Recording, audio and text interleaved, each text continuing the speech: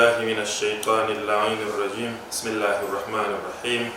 Alhamdulillahi rabbil alamin. Wa sallallahu ala Muhammadin wa alihi tahirin. Allahumma salli ala Muhammadin wa ali Muhammad.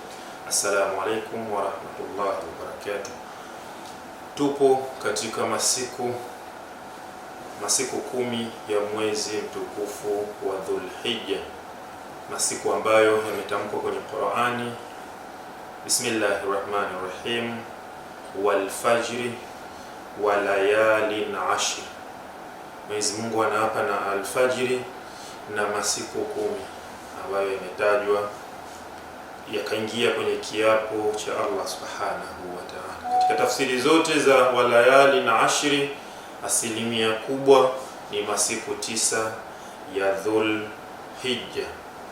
Katika haya masiku 9 ya Dhulhijja, riwaya inatuambia ya kwamba man swama 9 ayamin fi awwali Dhulhijja, atakayefunga masiku 9 ya mwanzo ya mwezi mtukufu wa Dhulhijja, thawabu zake yuaddu siyama al-umri kullihi, thawabu zake mkana kwamba maisha yake yote alikuwa amefunga thawabu zake.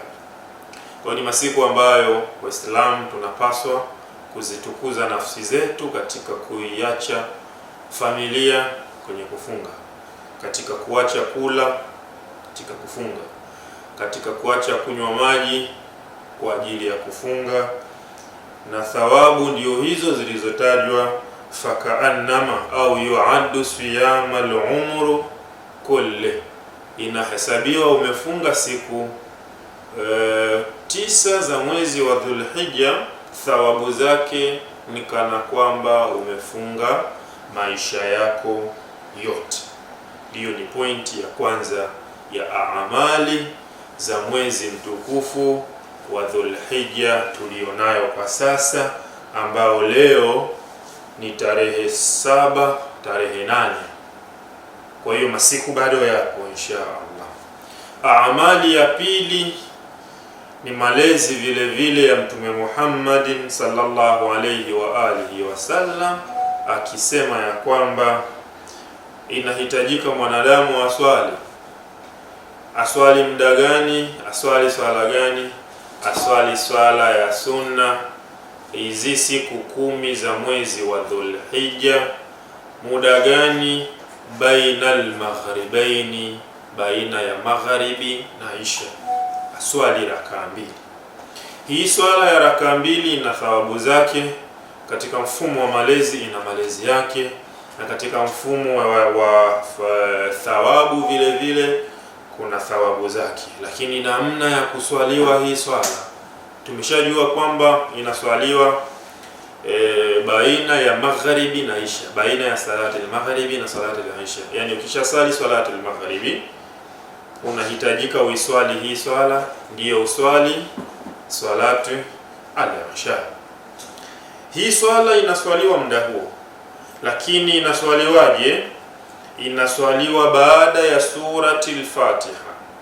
Katika visomo, baada ya surati al-Fatiha unasoma suratu tauhid mara moja. Suratu tauhid tunamaanisha qul huwallahu ahad Allahu samad.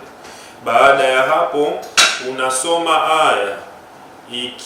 aya katika suratul A'raf, aya iliyopo katika suratul A'raf, aya ya 142 inayosema wa wa'adna Musa 30 laila wa wa'adna Musa 30 lailatan wa atmamnaha bi'ashrin fatamma miqatu rabbih ila akhir al-aya wa akhir sura. Hii aya unaisoma baada ya kusoma surati al-Fatiha na kusoma surati at-Tauhid. Kabla haujarukuu en kusujudu, unasoma hii aya katika suratul A'raf, aya 142, wa wa'adna Musa 30 laila mpaka mwisho. Raka ya kwanza hivyo na raka ya pili hivyo hivyo unaisoma kwa mfumo huo. Alafu una rukuu, una sujudu, unafanya tashahudi kama kawaida, unafanya taslimu na sala inakuwa imekamilika.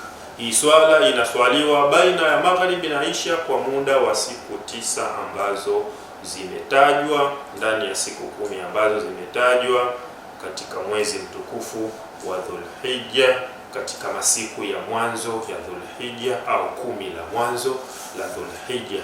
Wapendwa watazamaji na wasikilizaji, tuzilee nafsi zetu katika kumtukuza Allah subhanahu wa ta'ala na kushikamana na sunna za Mtume Muhammadin katika kuzilea nyoyo zetu na familia zetu. Wa sallallahu ala sayyidina Muhammadin wa alihi tahirin.